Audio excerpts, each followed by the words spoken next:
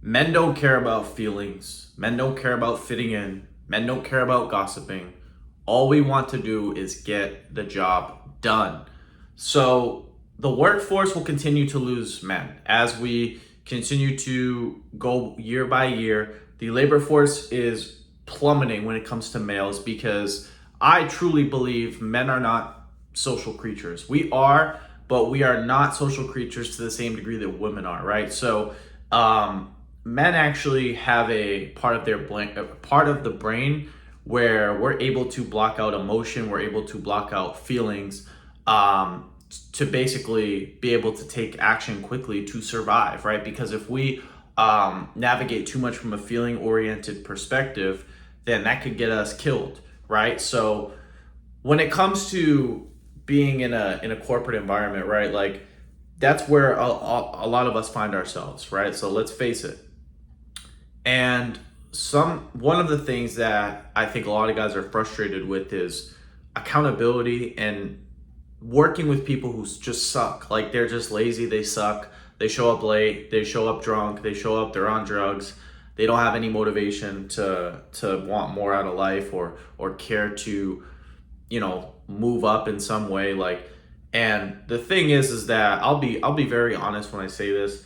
A lot of companies are too lenient and don't have strict measures when it comes to getting people out, right?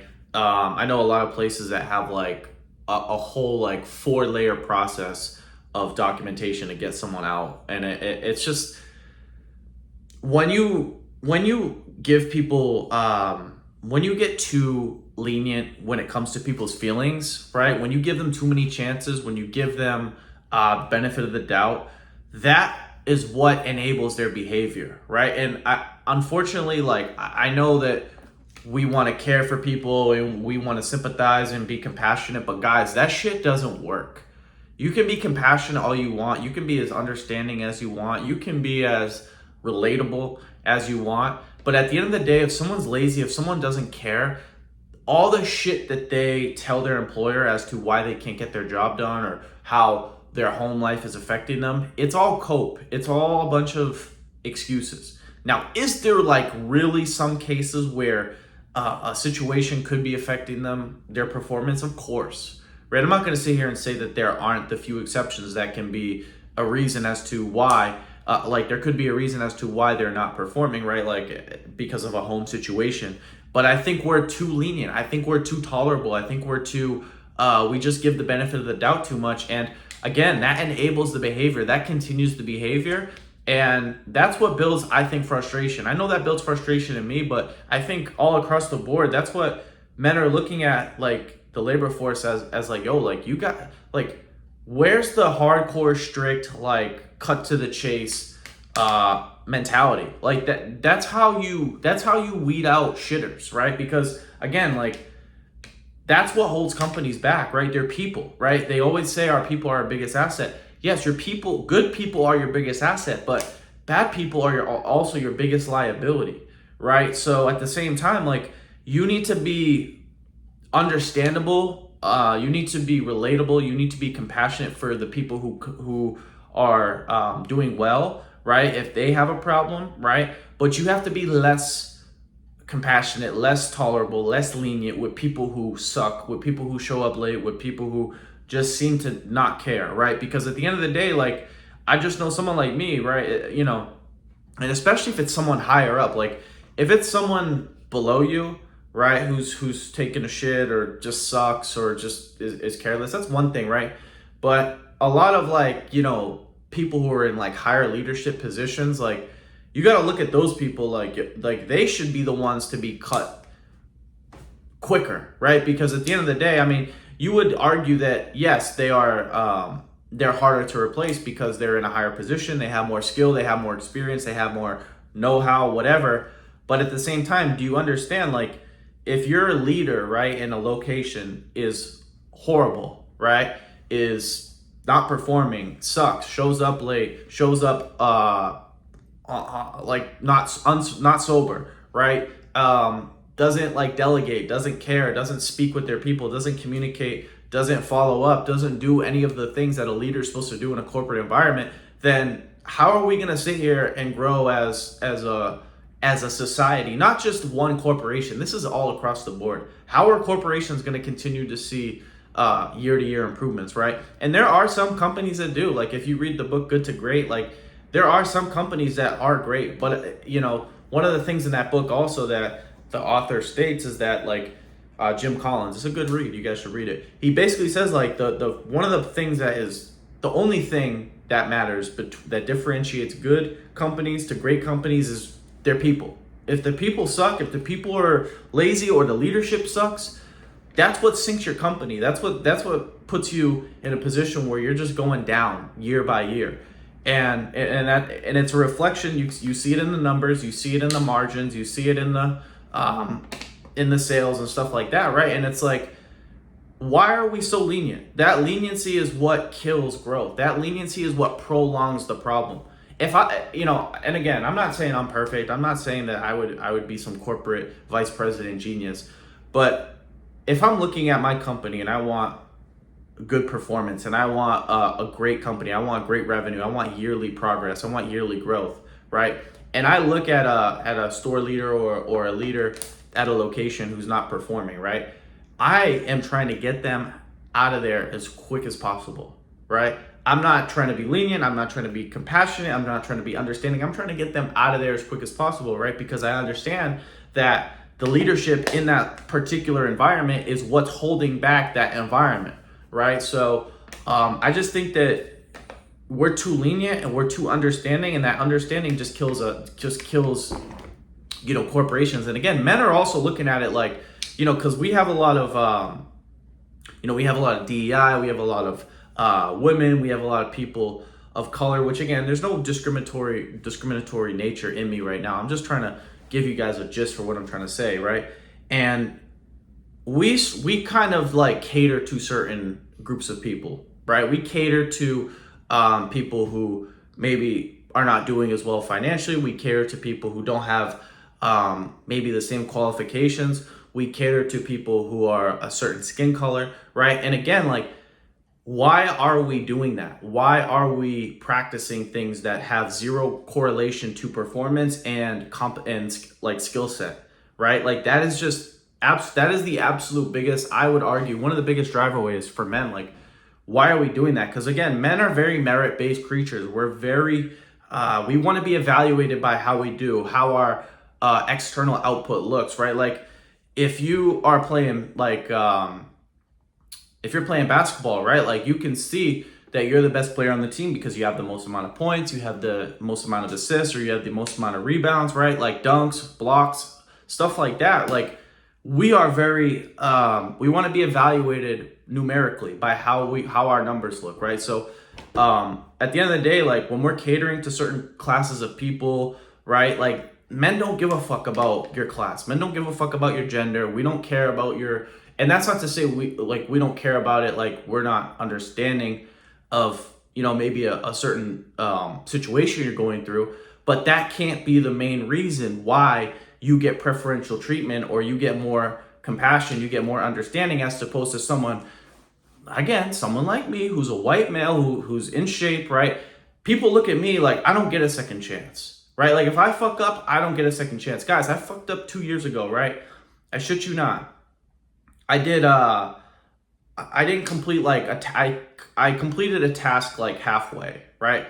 And because of that one task, right, I got demoted, right? My boss came in her boss's boss came in the following week and told me that they were going to step me down, right?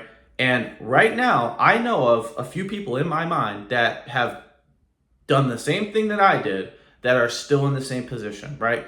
And again, I don't know what the reason is. Is it because they're a different class than me? Is it because they're a different gender than me? Again, I'm not going to say it's that, but I do acknowledge and I do see that there's preferential treatment for other people. So when men look at it that way and men see that there's preferential treatment for other classes of people, right, and they're not getting held accountable the same way that we do, why the fuck would we want to stay, right? You're sabotaging my pay. You're sabotaging my livelihood. You're sabotaging my survival, my success.